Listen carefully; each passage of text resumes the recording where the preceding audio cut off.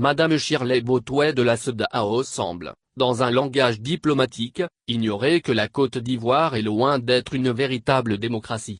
Il est bon de lui rappeler que l'expression d'un peuple, dans un contexte démocratique, ne se fait pas uniquement à travers les urnes. Elle se fait aussi à travers des manifestations non obstruées par le pouvoir. Pour avoir une démocratie, il faut bien évidemment, comme on nous l'a enseigné à Harvard, professeur Hélène Camarque, que les dimensions et les conditions essentielles de la démocratie soient en place.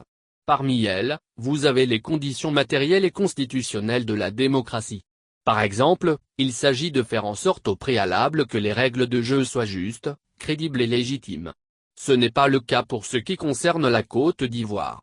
Madame Shirley Botway devrait savoir que lorsqu'une partie de la population légitime se voit interdire, par des règles injustes ou arbitraires unilatéralement imposées par un parti ou camp, de participer en tant que candidat à l'élection présidentielle, la démocratie est structurellement en faillite ou altérée.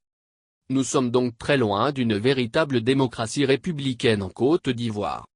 Comment allons-nous faire en sorte que nos États politiquement fragilisés deviennent de véritables démocraties quand ceux comme Madame Shirley Botway qui alimentent nos institutions ne maîtrisent pas suffisamment les dimensions et conditions essentielles de la démocratie? C'est regrettable. Pour changer qualitativement la trajectoire de l'Afrique, il nous faudra aussi procéder à un remplacement de cette élite intellectuellement en faillite.